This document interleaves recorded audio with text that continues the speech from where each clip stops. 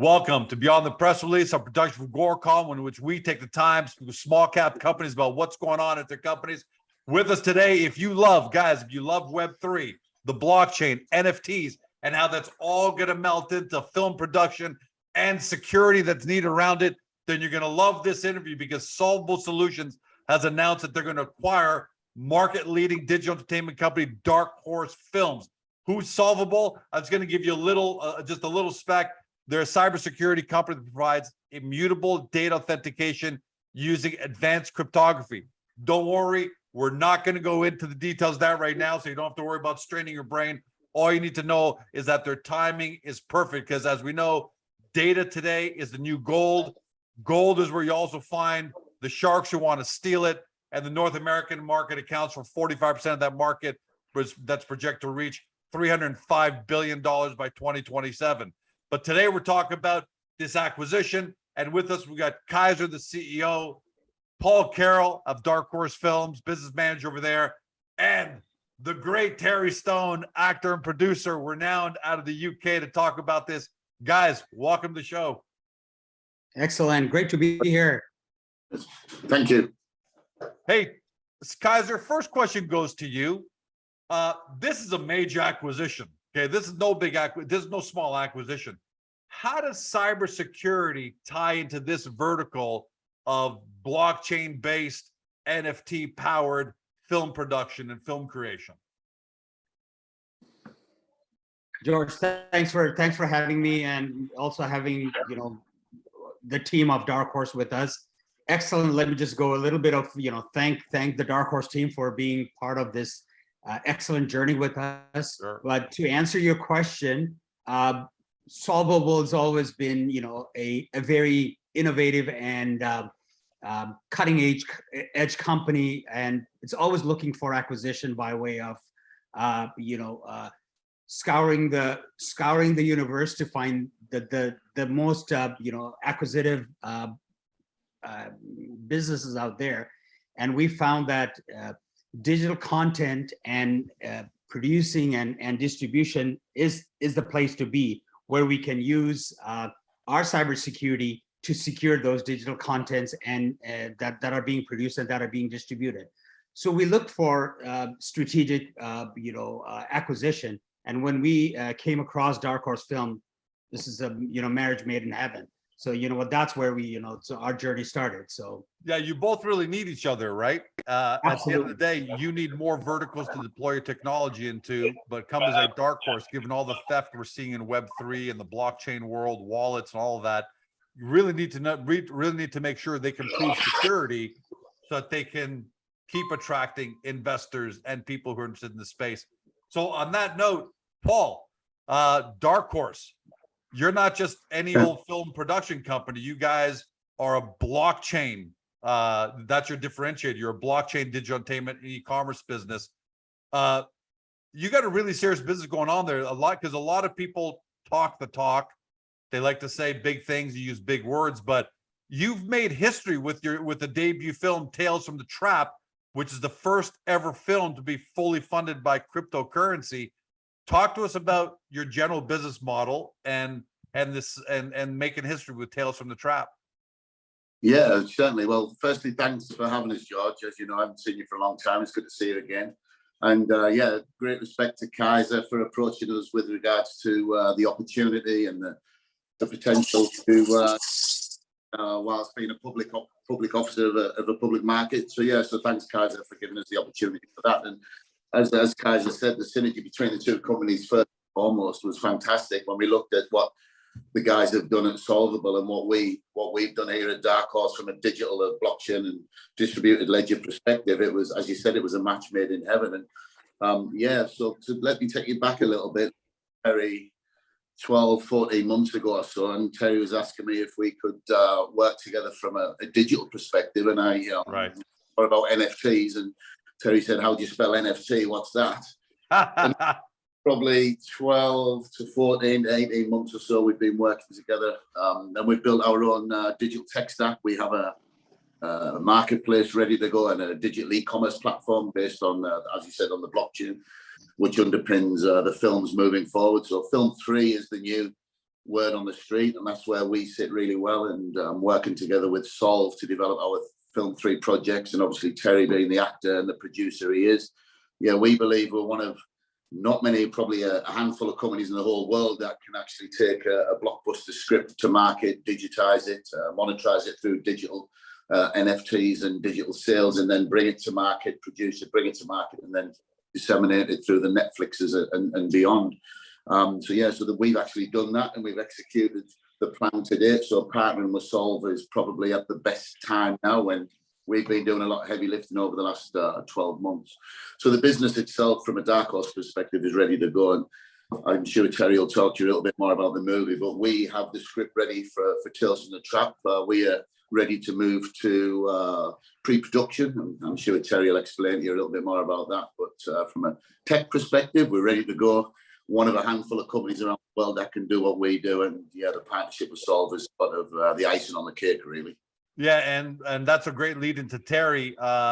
Terry, you may not be as well known in North America as of yet, but in Europe, in the UK, you're a renowned actor and film producer, and you're now the first film producer in history to be making a slate of films entirely funded via a form of cryptocurrency and digital assets such as NFTs.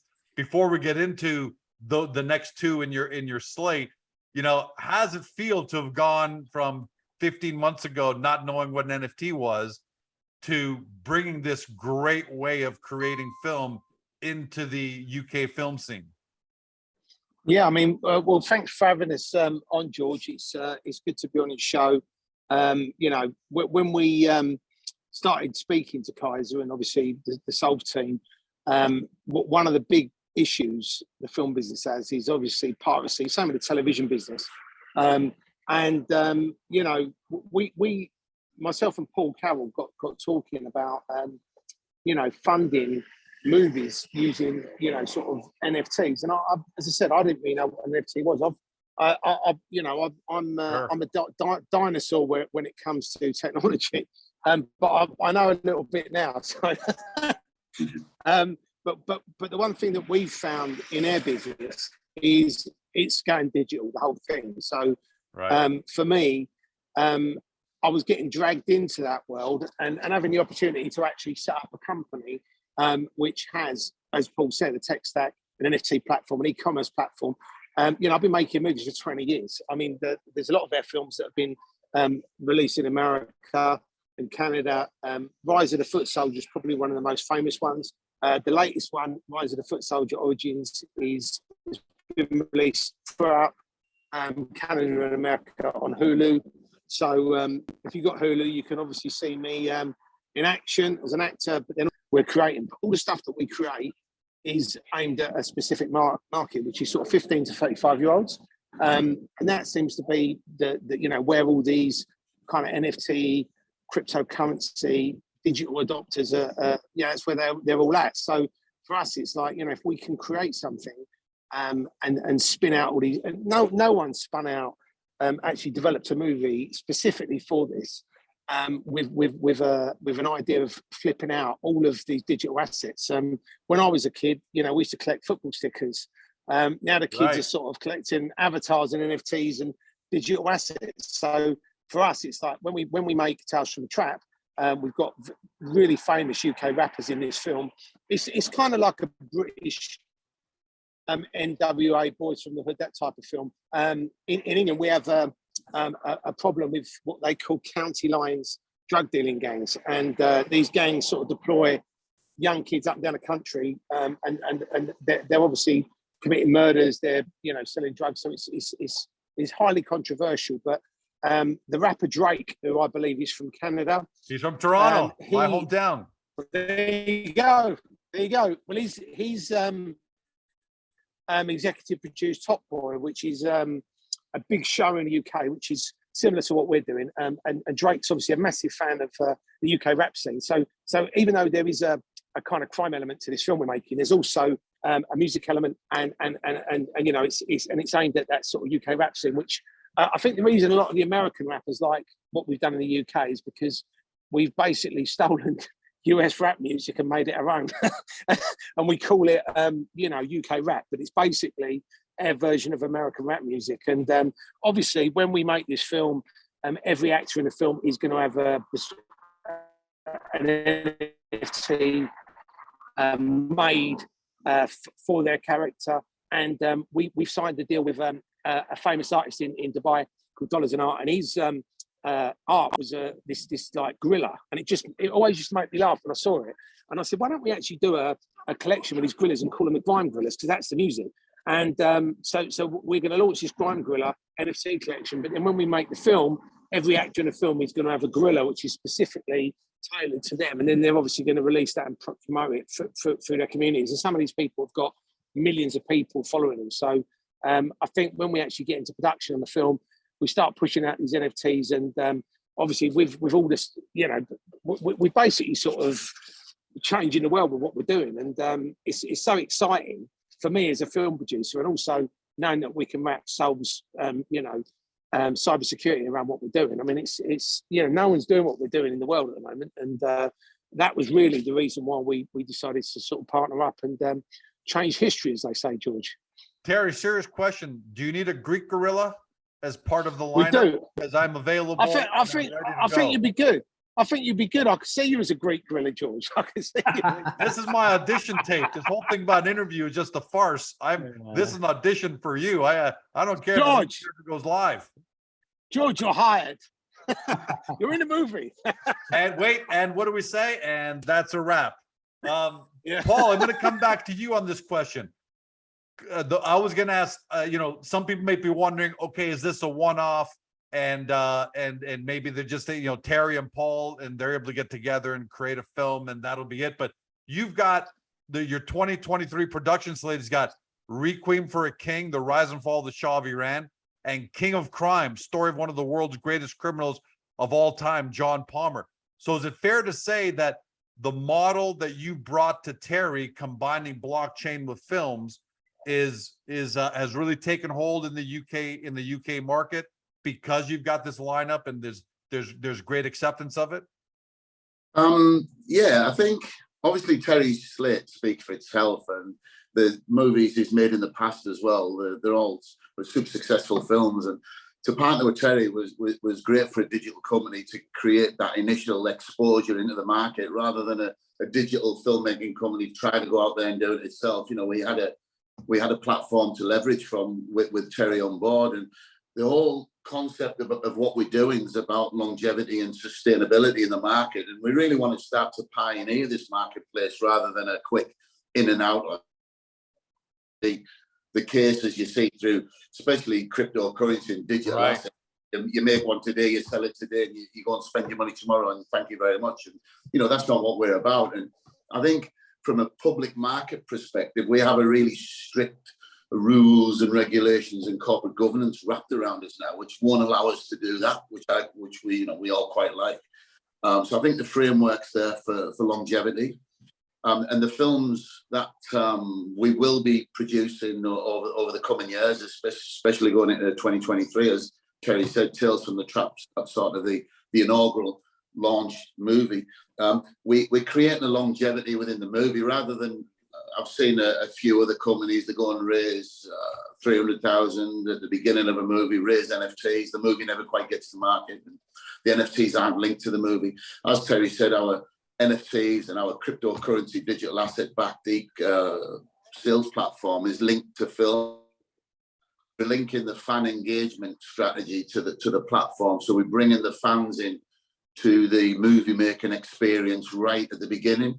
So the longevity of the business comes with the longevity of the film. And we're the only company in the world, I think, right now that can monetize a film before the film goes into production. We hope to, through digital assets and NFTs and the like, is monetize that film in pre-production and production stage. So we'll be, through NFTs, we'll be selling NFTs where fans from around the world can go down to the production set, watch the film being made, potentially be in a film, meet the stars of the film, have red carpet events, and, you know, so on and so forth. And then what Terry wants to do going forward is look at his films and say, look, how can we NFT some of these films, you know, that have already been made? What's the opportunity there? You know, specific moments of movies and the fans' choice of movie. We can go and digitize historic movies, and obviously the movies going forward will create longevity for the business. But yeah, you're right, George. What our business model is all about is underpinning that film that we make with that digital asset, and make sure that digital asset is there for the long haul and is part of the film forever. And the last question before I go back to Kaiser, how much confidence do you now have, additional confidence you have having SoLVBL as your cybersecurity behind you? Because Terry, you know, you're reaching out to people in the industry, to fans, you know, and the last thing you want is to be inadvertently part of another cyber scam that even though you might try your best and you have all the best intentions, we've seen that blockchain-based, wallet-based crime in 2022 is in the multiple billions, with people getting hacked and their NFTs being stolen. So how much confidence, Terry, does it give you to go into this form of filmmaking, knowing that you've got SoLVBL as your cybersecurity solution behind you? Well, I think it's important. And I think what we're doing here, George, we're actually creating we're literally turning the world upside down and creating a development, production, finance, and distribution model. So that, as I said, you know, this isn't just about doing some digital assets to making a film. It's actually, you know, we've basically invented a new model of producing, developing, releasing, monetizing this content, and obviously wrapping the security wrap around it. Now, you know, once we've done this and we can demonstrate and take it to the market, then we'll have every producer, every filmmaker probably in the world queuing up, wanting to work with us, because you know, one of the big things for us is we want to empower filmmakers, because at the moment, if you're a filmmaker, unless you're Steven Spielberg and you've got a production deal with, you know, one of the big studios with Netflix or Amazon, you know, you're essentially the little guy, and the little guys, you know, make their films and they put it on Netflix or they sell it to somebody, and you know, they basically get paid a fraction of what the film's worth, because a lot of these platforms, obviously, when they release it, they're giving it away to 10, 20, 30, 40, 50, 100 million people.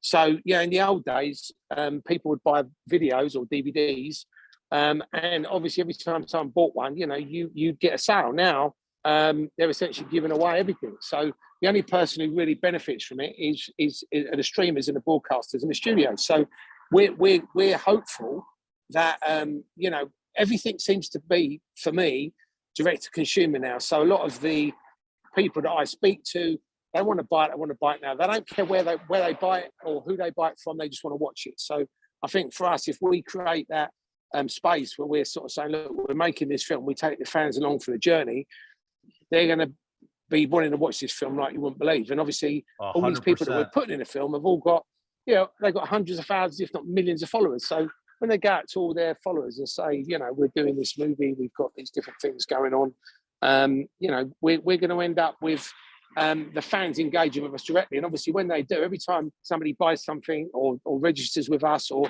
they buy an NFT and then they get a visit to the film set, or they come to the premiere, or they have a walk-on part of the movie, or they get killed in the movie. That's a popular one that people seem to want to do. They want to get killed for some reason in a film.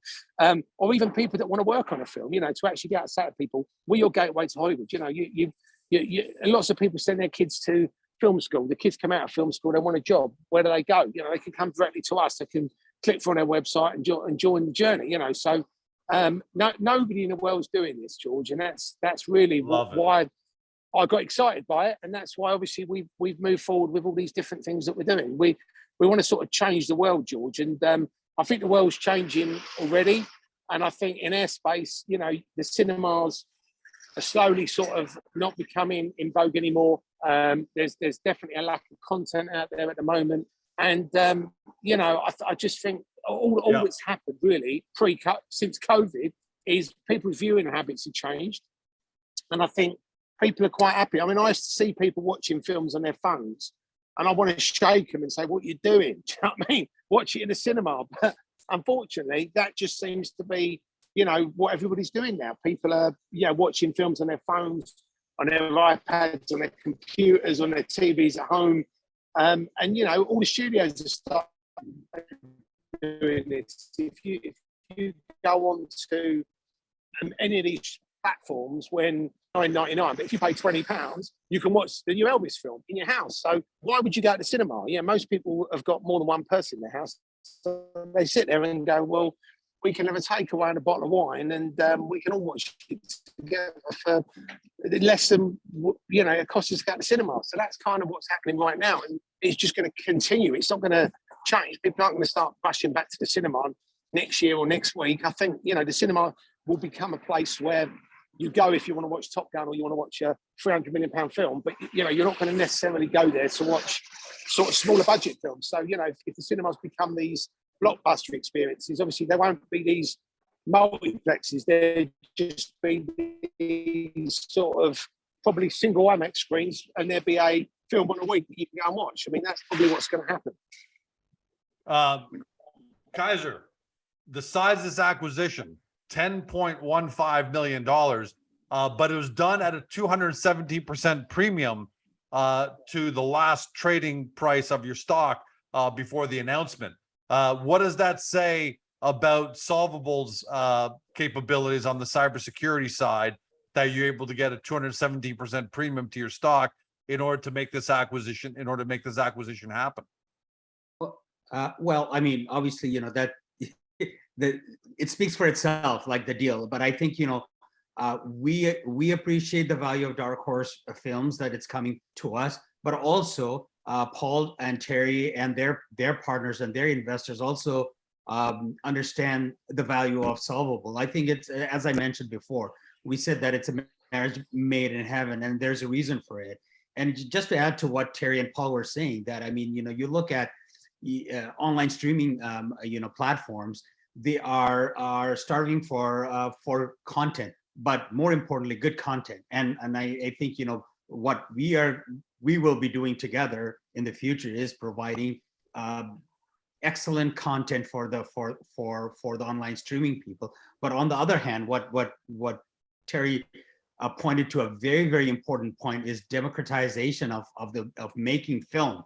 And so not everybody has access to, you know, tens of millions or hundreds of millions of dollars. Now a filmmaker, an aspiring filmmaker, can work with our tech stack, our platform, and be able to raise money while they're producing the film, or sell products while they're making their film. So that it makes it a lot easier for anybody who has interest, any good filmmaker who has interest, or content producer, digital content producer who has interest in making films, can go to that. But then what SoLVBL is also bringing to the table is also securing these transactions, because the biggest part, yeah. E-commerce transaction, you're talking about digital content distribution from one end of the world to the other, from producer to ultimate customer. And how do you ensure that there's not man in the middle attack and somebody's just stealing those contents? Because now, and so that's where we come in. And I think, you know, just the combination of what Paul and Terry has done in the digital content producing and distribution, and what we can do in the security sphere, I mean, this is the perfect match. And as you know, Terry has pointed out, that, you know, everybody will be, once they see what we are capable of together, this combination, people will be knocking on our door. We don't have to go to people. They will be coming to us to say that we want your service. We want to work with you guys because you are the leading edge. Nobody else is doing that, as they've mentioned. So that's, I mean, I think that's the key, right? I mean, we want to be the innovators. We are the innovators, and we're going to take it to the next level. And I'll tell you, that's why I love the combination between you, because look, I love film production. It's been part of my family, and I love, obviously, the Web3 world, because it's part of my family as well. But the one thing that's really worried a lot of us in the last 12 months is the amount of theft going on in the Web3 world, wallet scams. I talked about that earlier. So that's why I love the combination here, because you guys are one of the only one I know of, but let's say they might be some other ones, might be but one of a very, very small group of companies now that can go to the world and say, we give you the digital participation opportunities of Web3, and you can sleep better at night because we've got a really serious cybersecurity solution wrapped around this at the same time. So I just want to throw that in, guys, as my as my own 2 cents as to why I love this combo. Last question. Oh, go ahead, Terry. Go ahead. Well, I'm just going to say one other thing that we didn't touch on. Obviously, we're creative people, and we've created television shows, movies. We're working with an Oscar-winning director. We've got some really big stuff, really middle stuff, and really small stuff. So what we've done really, and it's funny really, because when COVID happened, everyone was sort of like, oh my God, you know, the world's ending. And I was thinking, this is only going to be, we're only going to be locked up for a couple of weeks. How long was I?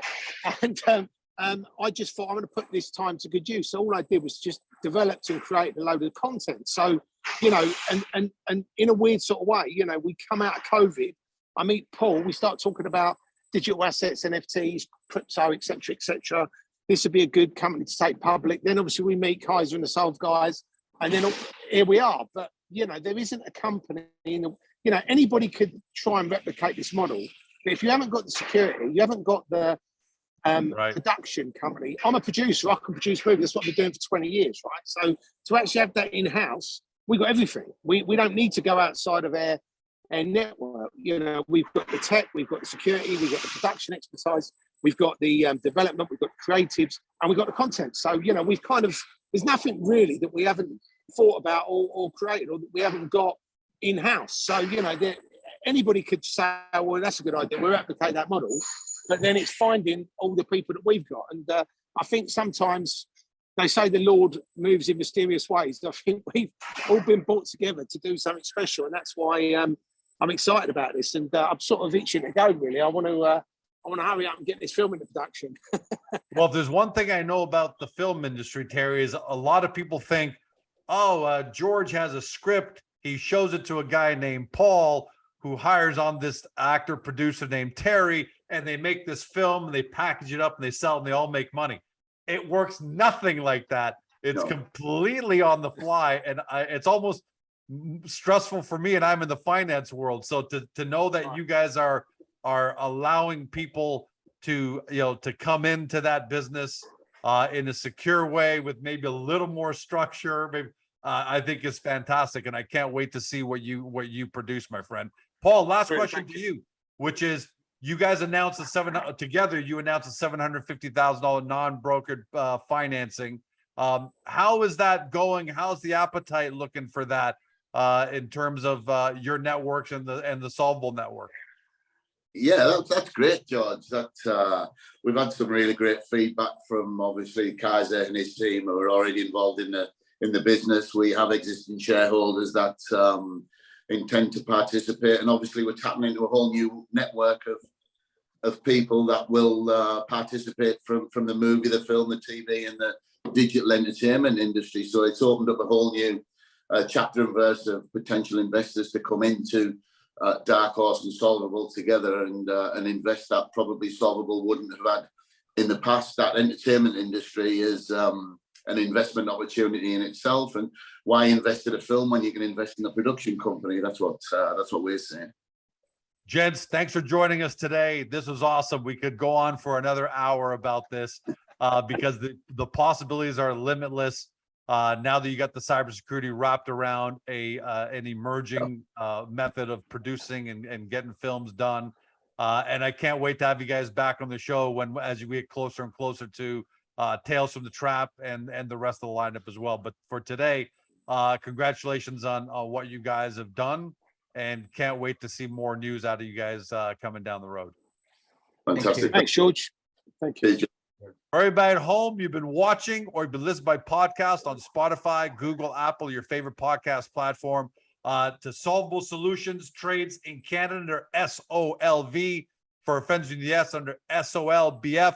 For those who new to the store, you want to know more about this, get the company's profile page on Agoracom, because we know that cybersecurity in general is difficult enough to understand, let alone immutable data authentication using advanced cryptography. So we got a little bit of that there, but more importantly, find out more about this acquisition and what these guys are going to be able to do together. Thanks for joining us. Have a great day. See you next time. Hey guys, the video's over, but don't forget to help your company by liking it and even leaving a comment below. And then don't forget to help yourself by subscribing to our YouTube channel so you never miss another great Agoracom small cap video.